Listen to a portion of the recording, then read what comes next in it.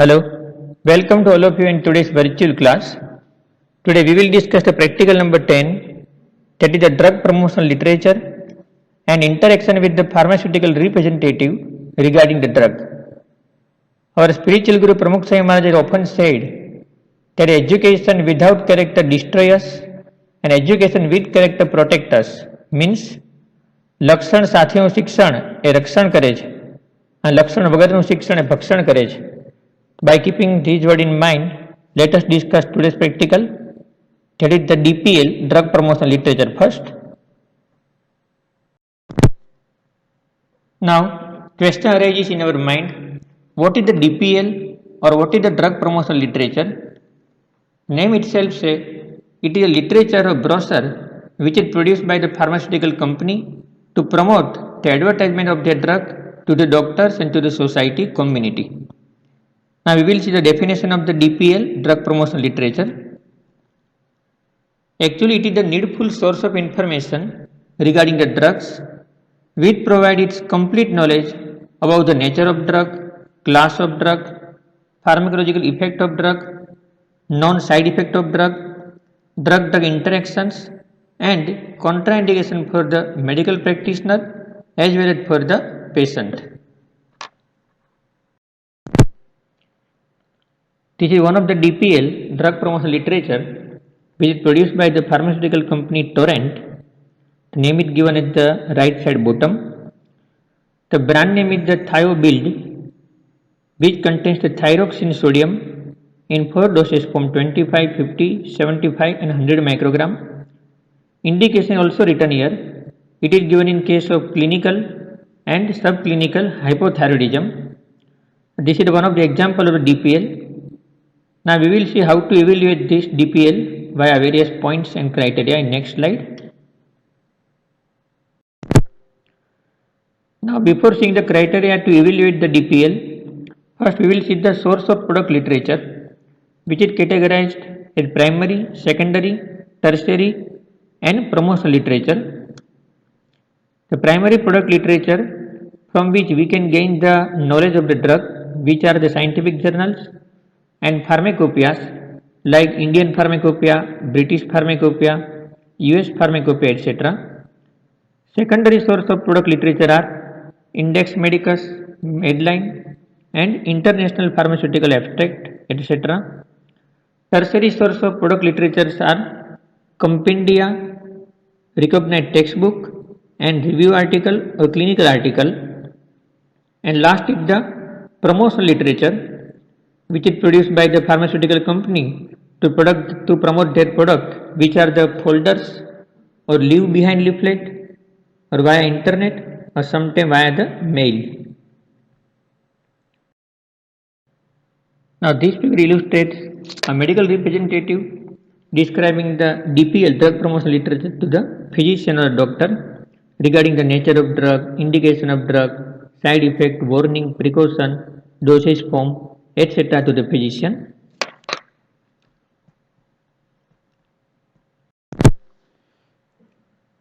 Now which are the advantages of the promotional product literature or drug promotional literature?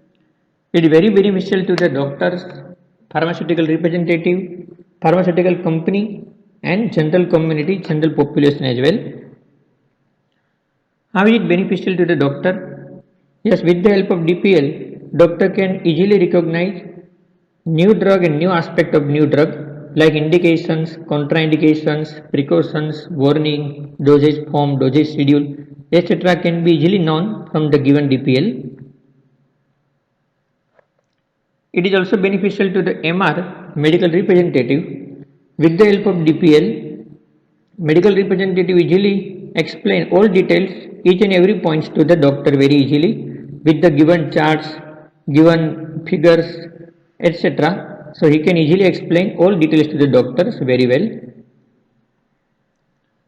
It is also beneficial to the pharmaceutical company in many aspects. It can introduce new product in the market. It also increase the customer of the pharmaceutical company to specific product and also increase the sales of the specific product. And last but not least, it is also beneficial to general community, general population as well, because it can educate the target market regarding the indications, contraindications and all details of the drug. It also eliminates the middleman, so cost of the drug is also reduced, and it also raises the standard of the living to the general population. Now we have seen the specific advantages of the DPL, drug promotional literature. Now there are also some disadvantages of the DPL as well, drug promotional literature. We will see some disadvantages of the DPL. Number one, sometimes information given in the DPL are inadequate. It is not adequate. Sometimes information given are inaccurate. Sometimes information are not valid, invalid. Sometimes it is unethical. Sometimes it is totally false.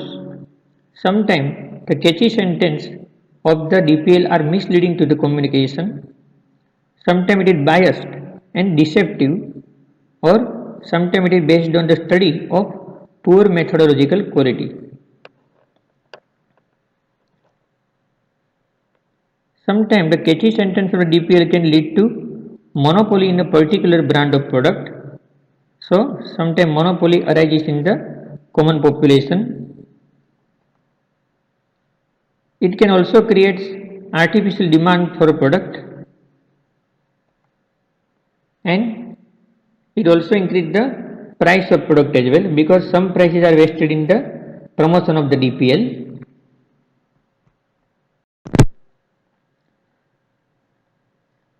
Other disadvantages of DPL are following. Sometimes the DPL may be harmful for the society because pharmaceutical promotional activities have powerful influences on prescribing behavior of the clinician. So clinician can prescribe more medicine of particular product, and so it may be harmful for the society. And by seeing the catchy sentence which are given the DPL, it can increase the self-medication of patient to particular product. So these are the possible disadvantages of DPL. Now we will see WHO has given some criteria to evaluate the rationality of the given DPL. So WHO has given some points and some guidelines. WHO has given 11 points. So each point will be criticized in given DPL. So we will see some points which are given by the WHO. Number 1, any DPL should mention the name or the names of the active ingredient or ingredients using either international non-proprietary names or the approved generic name of the drug. DPL should mention the brand name of the drug also. Third point is, in the given DPL, content of the active ingredient or ingredients per dosage form or regimen should be mentioned. Number 4, name of the other ingredients known to cause problems should be mentioned. Sometimes some excipient or some other material which are added in the given drug or given medicine which can cause harmful effect, it should be also mentioned in the given DPL.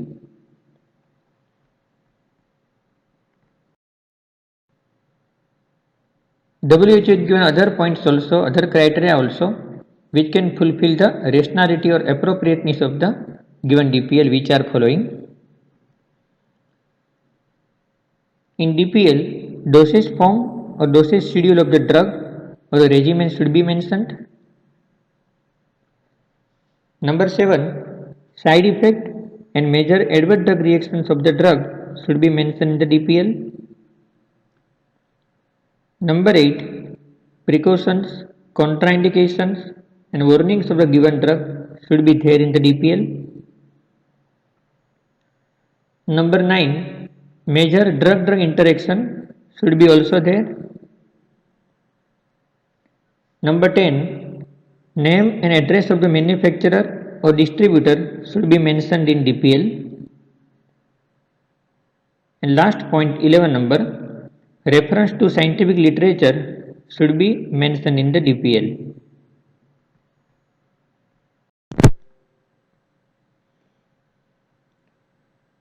Now 11 number point, we have seen reference to scientific literature.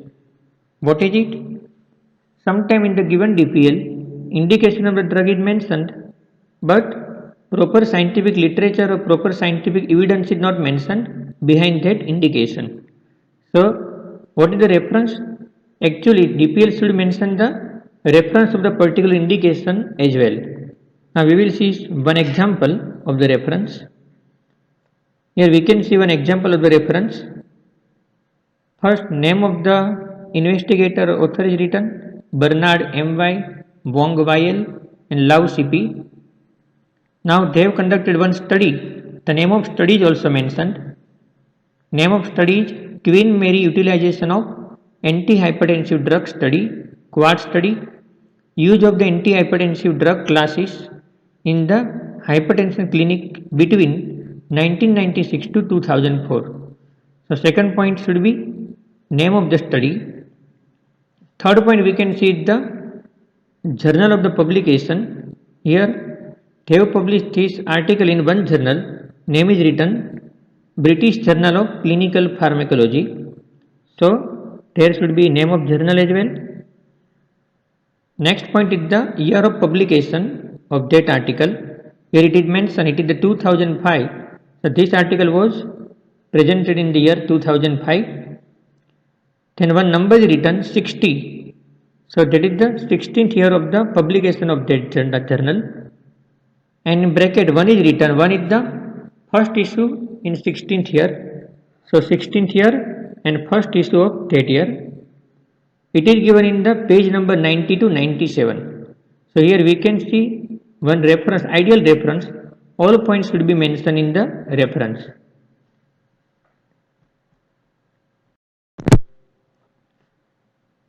Up till now we have seen 11 points or 11 criteria which is given by the WHO to promote the rationality of the DPL. Now other important point which should be there in the DPL, which should be kept in mind. Number 1, pictorial illustration must be relevant and scientific.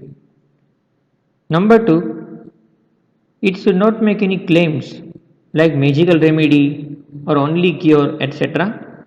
Actually, this type of sentence should be omitted in the DPL.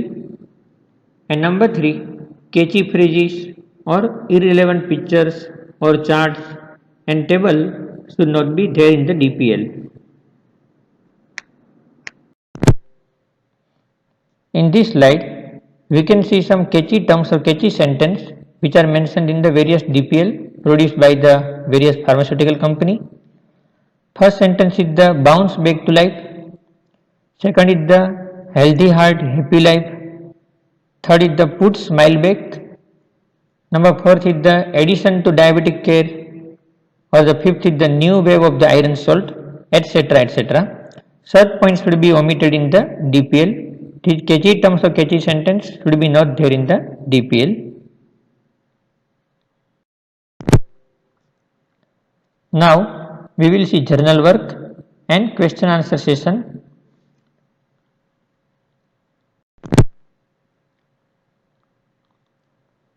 Question number 8 the define DPL and write the advantages of it. We have seen previously definition of the DPL. What is it?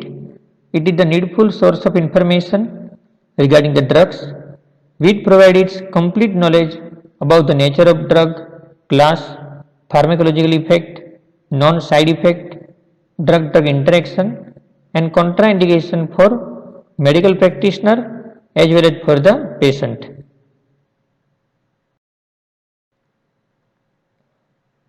Now which are the advantages of the DPL? We have seen some advantages of the DPL previously. Number 1, it introduces new product in the market.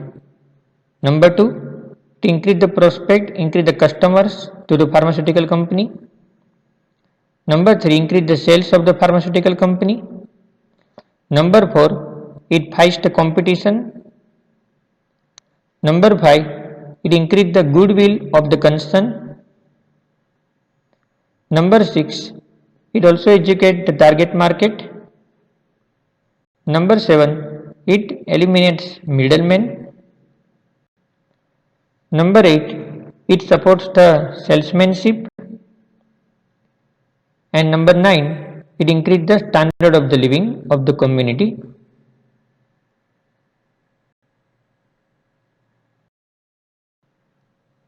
Question number B, evaluate the drug promotional literature which is given to you. Identify unethical points, missing points, and references quoted in the advertisement. Now in your examination, first term, second term, prelim and university, one DPL or one brochure is given to you. It is of 10 marks. You will have to evaluate or criticize all points, all criteria which is given by the WHO. We have seen previously WHO is given 11 criteria to evaluate the rationality of the DPL.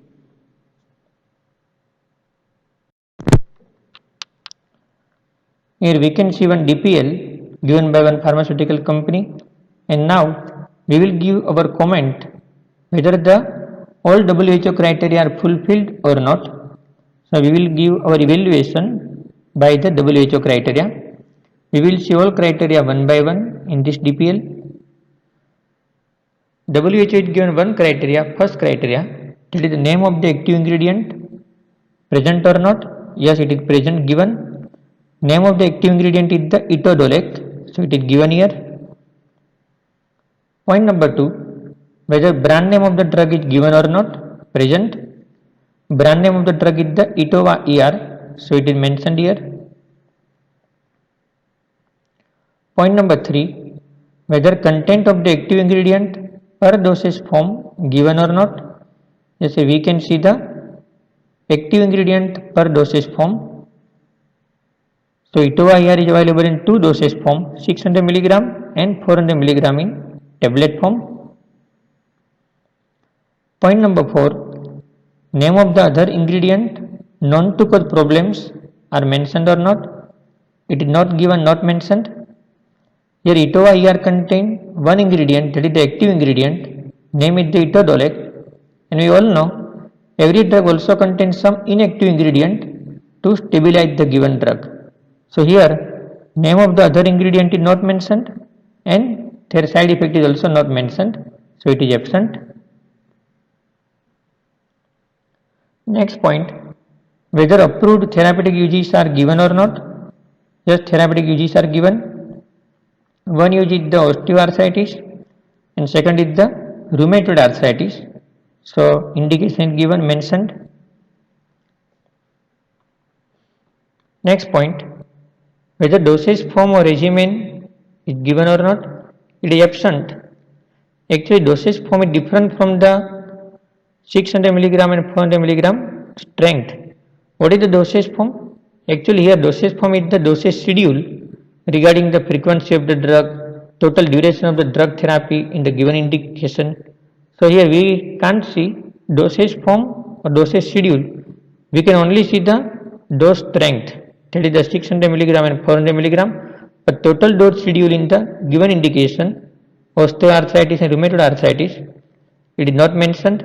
So frequency, duration and all points are not mentioned, so it is absent.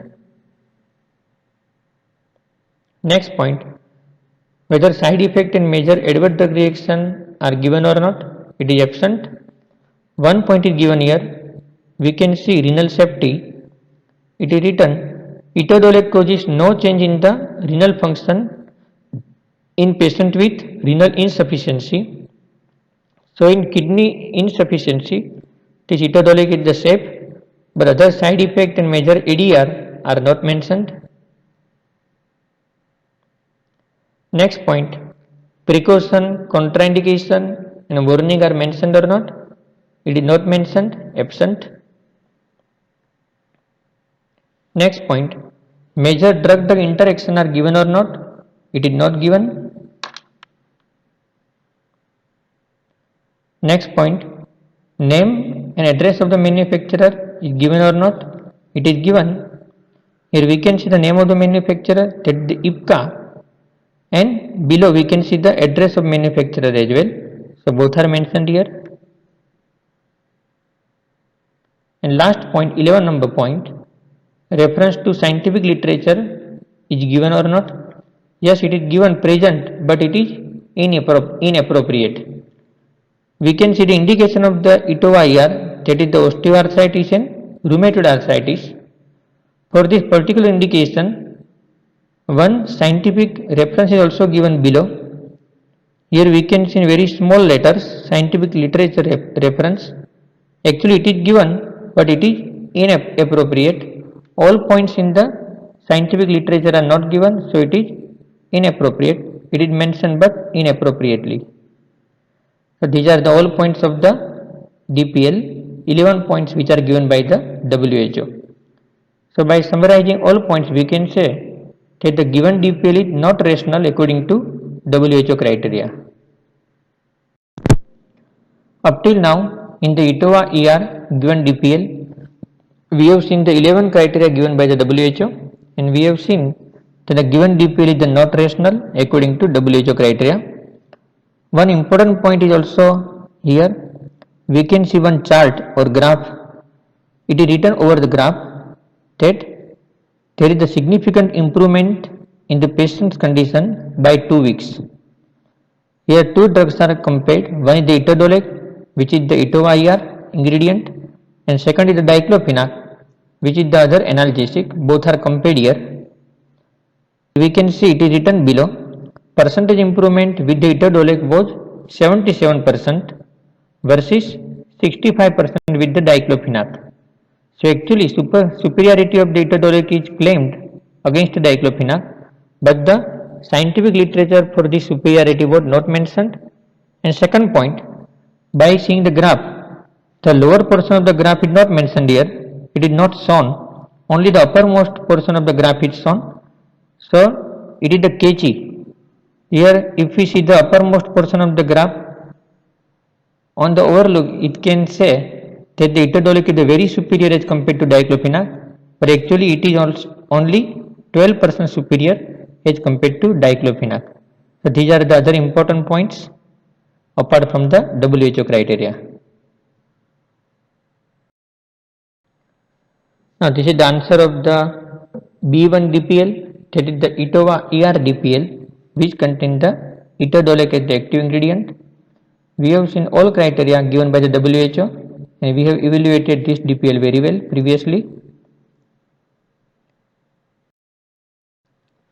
We have discussed all 11 points, all criteria by the WHO, and we have seen that the given DPL is not rational. And also we have seen one extra point as well, that in this given DPL they have claimed that etodolac is the superior as compared to the diclofenac, but actually the claims of the superiority were made, but the reference of this claim is lacking here.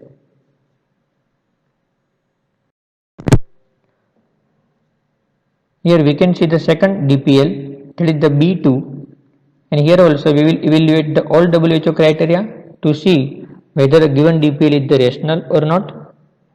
So we will see all criteria one by one. Criteria number 1 is the whether name of the active ingredient present or not. Yes, it is present. Name of the active ingredient is the iron sucrose. Point number 2, brand name is given or not. Yes, it is mentioned. Brand name here is the Carbiran S.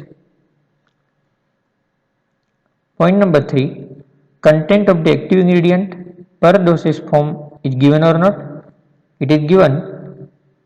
Dose strength is the 20 mg per ml injection, total of 5 ml, so it is mentioned. Point number 4, name of the other ingredient known to cause problem is mentioned or not. Actually here only one active ingredient, that is the iron sucrose is mentioned, but name of other ingredient is not mentioned, and also their side effect is also not mentioned, so it is absent here. Next point, approved therapeutic use given or not. Yes, it is given. It is written here.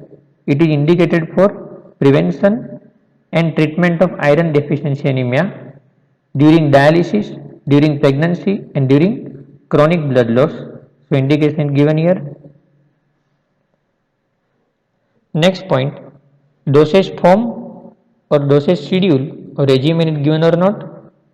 Actually, dose strength is given, that is the 20 milligram per ml, but dosage form or dosage schedule, it is not mentioned, so it is absent here.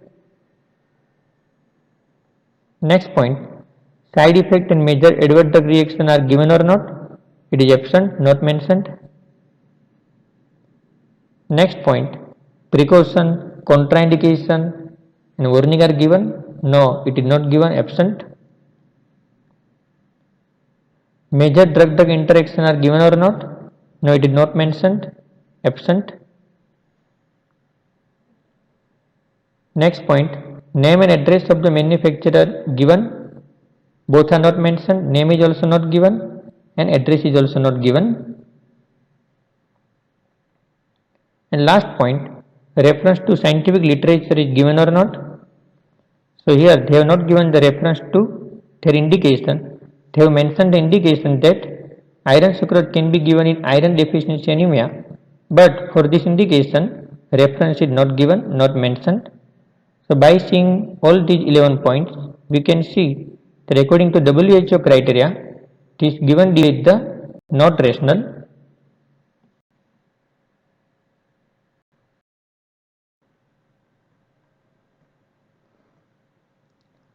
Apart from WHO criteria, 11 criteria, here we can see other points as well. Here we can see one point, point number 1, it is written, it provides fast rise in the hemoglobin level. Number 2, it ensures rapid improvement in patient condition. Number 3, anemia contributed to 20% of maternal death. And number 4, indication given that it is given for prevention and treatment of iron deficiency anemia. So in above 3 points or above 2 points specially, they have claimed the superiority, that it provides the fast rise in the hemoglobin level, it ensures the rapid improvement in patient condition. They have claimed the superiority, but reference behind this superiority or scientific literature behind this superiority is lacking. So this is the answer of the B to DPL, that is the iron sucrose DPL. We have seen all points, 11 points one by one.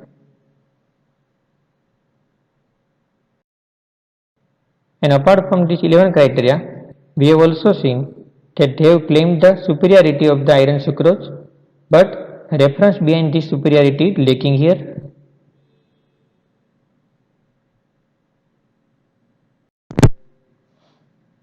Up till now, we have seen the first part of today's practical, that is the evaluation of the given DPL, drug promotion literature, by the WHO criteria. The second important part of today's practical is the how to interact with the pharmaceutical representative or medical representative regarding the drug. So when MR comes to physician, the physician would ask the following question regarding the particular product. So we will see briefly some points, which are the important points. So we will ask to MR regarding the efficacy of drug. We can also ask about the potency of drug. We can ask about drug selectivity, specificity. Therapeutic index of the drug should be asked. Then window phenomenon of the drug is also asked. Then safety of the drug is also asked, whether the given drug is safe in particular condition or not. And last but not least is the cost of therapy, cost of drug should be asked to the MR or pharmaceutical representative. Now in the interaction with the MR or the pharmaceutical representative, we can ask some common questions, and we have seen some common points also. Now we will see some 4 common questions to MR, that is the give your comment on the following market formulation to the pharmaceutical representative. So following 4 questions should be asked to MR or pharmaceutical representative. So question is that how will you interact with the pharmaceutical representative and comment about the action of individual ingredient? Number 1. Number 2, is the combination justified? If not, then why? Point number 3, adequacy of the dose. And point number 4, possible side effect that you would like to monitor. So these 4 points should be asked to MR or pharmaceutical representative.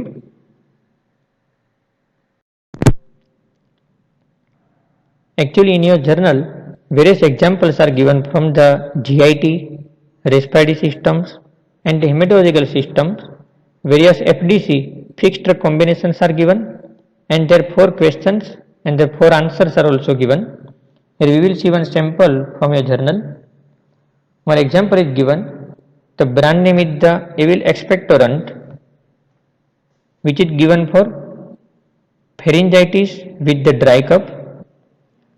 It contains following ingredient: phenyramine maleate 15 mg, ammonium chloride 125 mg, menthol 1.14 mg per 5 ml, 1 teaspoonful 3 times in a day. Now we will see answer of the all 4 questions.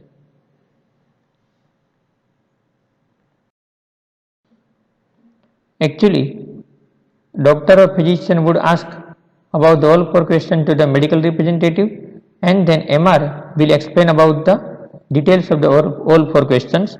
We will see the answer of the all 4 questions in this given FDC fixed drug combination. Number 1, action of the individual ingredient, that is the mechanism of action briefly. Here this FDC contains phenyramine maleate, one ingredient. Action is the first generation antihistaminic having the anti-allergic and sedative action. So it can be given in dry cough due to antihistaminic property, anti-allergic property. Second ingredient is the ammonium chloride, which is the expectorant. So it is not given in the dry cough, it should be given in the productive cough. Third ingredient is the menthol, which is the soothing agent. So it can soothe the inflamed airway surface, so it can be given in the dry cough indicated. Second point is whether given combination is justified or not. So we can say given combination is not justified. Why? Because expectorants should not be given in dry cough, and here one ingredient, that is the ammonium chloride, which is given in the productive cough, not in dry cough. So whole combination, whole FDC, that is the fixed drug combination, is not justified, and also dose of some component of the drugs are inadequate. So whole combination is not justified.